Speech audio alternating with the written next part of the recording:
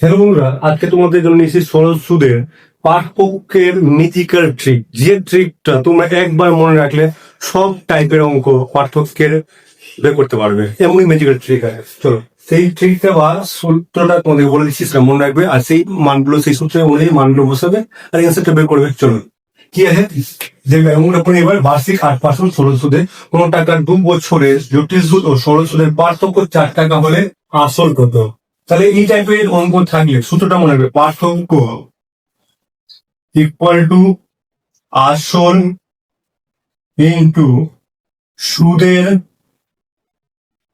Her by 100 তার whole square. বাস এই সূত্রটা মনে রাখবে, আর যেটা চাইবে সেটা বের করতে পারবে।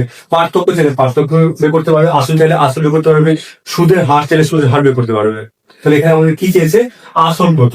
তাহলে কিসের কিসের মান দেওয়া আছে দেখবেন, ষোলো সুদের পার্থক্য, জটিল সুদ আর ষোলো সুদের পার্থক্যের মান দেওয়া আছে 4 টাকা, আর বার্ষিক সুদের হার হচ্ছে 8%, আর সময় দেওয়া 2 বছর। বাস সব কিছু দেওয়া আছে আমাদেরকে।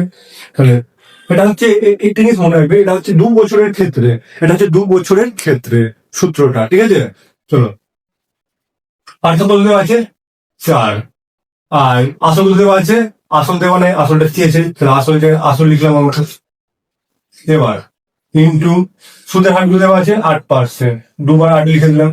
এবার 100 দুবার লিখে দিলাম, স্কয়ার আছে। বাস, তাহলে আসল ইকুয়াল টু কি লিখতে পারি আমরা? এখানে 4 টাকা আছে, এটা এদিকে আসলে সমান চিহ্ন এদিকে আসলে কি উল্টে যাবে, তাহলে 100টা হয়ে উপরে আর 8টা হয়ে যাবে, দুটো 8 হয়ে যাবে নিচে। বাস আমরা কাটা লিখে নেবো, 4 2 8, 2 5 100, 2 5 10 আর 1 0 50, আর 2 4 8, 2 5 10। আবার যদি কাটো 2 2 4, 2 25, আর 2 দিয়ে কাটো 2 25, আর 25 আর 25 হয়ে গেল 625। তাহলে আসল পেয়ে গেলাম আমরা কত? 625। এটা হয়েছে আমাদের কারেক্ট অ্যান্সার। মানে এই ট্রিকটা মনে রাখলেই আমাদের সবকিছু অ্যান্সার বের করতে পারবো। শুধু এটা মনে রাখবে, এটা 2 বছরের ক্ষেত্রে, এটা কত? 2 বছরের ক্ষেত্রে সূত্র, 2 বছরের ক্ষেত্রে সূত্র, এই জিনিস মনে রাখবে। বাস চলো নেক্সট অঙ্কে। চলো 2 নম্বর অঙ্কটা খেলে দেখতে পারবেন, দেখবে বার্ষিক 4% সুদে কোন টাকার 2 বছরে জটিল সুদ ও সরল সুদের পার্থক্য 2 টাকা হলে আসল কত? তাহলে কি করবো আমরা? ওই সূত্রটা ইউজ করব। আবার সূত্র লিখে দিচ্ছি আমরা, পার্থক্য ইকুয়াল টু কি হবে? আসল ইন্টু সুদের হার বাই 100, এটা হোল স্কয়ার। বাস, এবার দেখবে পার্থক্য দেওয়া আছে 2 টাকা, 2 লিখে দিলাম। আসল কত দেওয়া আছে? আসল দেওয়া নেই, আসলের মান বের করতে পারছি না, আসল আসল লিখবো। ইন্টু সুদের হার তো বলেছে 4%, তো 4কে দুবার লিখবো, আর 100কেও নিচে দুবার লিখবো। বাস, আসল ইকুয়াল টু আমরা কি লিখতে পারি? এই সংখ্যাগুলো এদিকে আসলে সমান চিহ্ন উল্টে যাবে। তাহলে আসল 2 ইন্টু 100 বাই 4 ইন্টু 4, 2 2 4, 4 25 100, 2 5 10। তো এবার 25কে 5 দিয়ে গুণ কত হবে?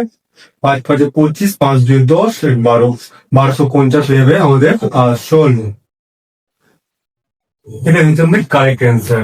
চলো নেক্সট হবে, সমস্তটা ক্লিয়ার হবে।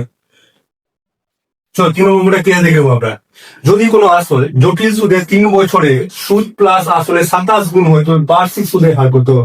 এই ধরনের অঙ্ক তোমরা পরীক্ষার ক্ষেত্রে অবশ্যই দেখতে পাবে, আর এই ধরনের অঙ্ককে আমরা শর্ট ট্রিক, শর্ট হয়েছে বলবো। কিভাবে বলবো সেই ট্রিকটা দেখেছি তোমাদের। কত গুণ বলেছে? 27 গুণ। তাহলে প্রথমে কত গুণ ছিল? 1 গুণ ছিল, তারপর কত গুণ হয়েছে? 27 গুণ হয়েছে। বাস এটা মনে রাখবে, যখনই গুণ বলবে তখনই প্রথমে 1 গুণ বসবো, তারপর যেটা দেওয়া যাবে সেটা গুণ নিবো, ঠিক আছে? এবার দেখবে টাইম গুলো বলেছে 3, তাহলে এর বাইরে কি লিখবো? দিয়ে 3 লিখবো। তাহলে 27 কার মানে 27 কেমন হবো? 3টা 27 এইভাবে 27 গ্রহণ করবে।